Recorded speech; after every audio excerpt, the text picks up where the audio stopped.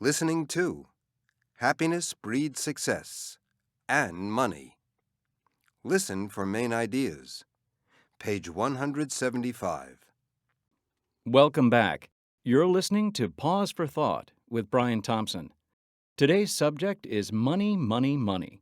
And in this next part of the show, I'm going to be talking to Sonia Lubomirsky, an experimental social psychologist who has been studying the causes of happiness for almost 20 years. It's wonderful to have you in the studio, Sonia. Thanks, Brian. It's a pleasure to be here.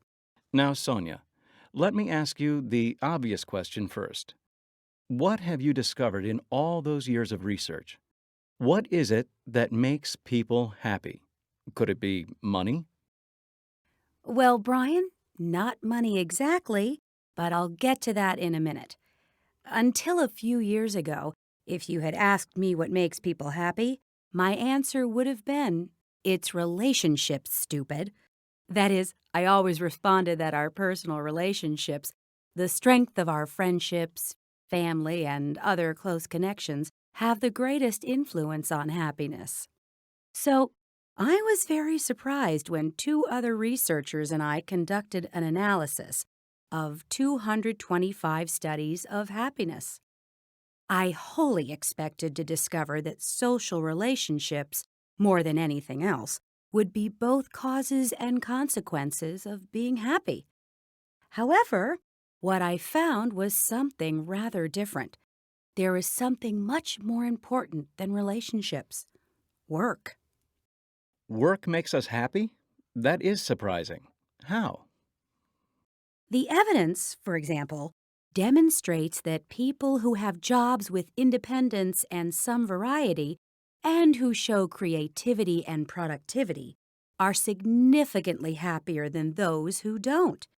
And, of course, the income that a job provides is also associated with happiness. However, we all know that money has more of an impact when we don't have very much. Okay, so work, at least some kinds of work, can make us happy. Why?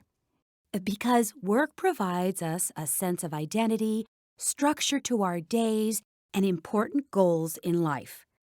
Perhaps even more importantly, it provides us with close colleagues, friends, and even marriage partners. But that's not all.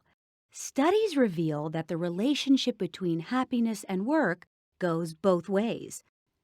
Not only do creativity and productivity at work make people happy, but happier people are better workers, and they are less likely to take sick days, to quit, or to burn out.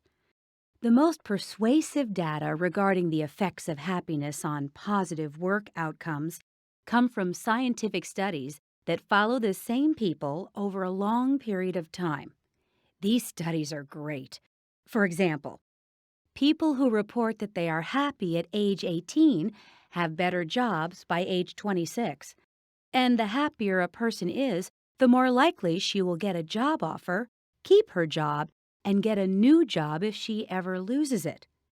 The same people who are happy at age 18 have more financial independence later in life also. Could you tell us more about the financial side of happiness? Well, not only does greater wealth make people somewhat happy, but happy people appear more likely to acquire greater wealth in life. For example, research has demonstrated that the happier a person is at one point in his life, the higher income he will earn at a later point. In one of my favorite studies, researchers showed that those who were happy at age 21 had higher incomes 16 years later, when they were about 37.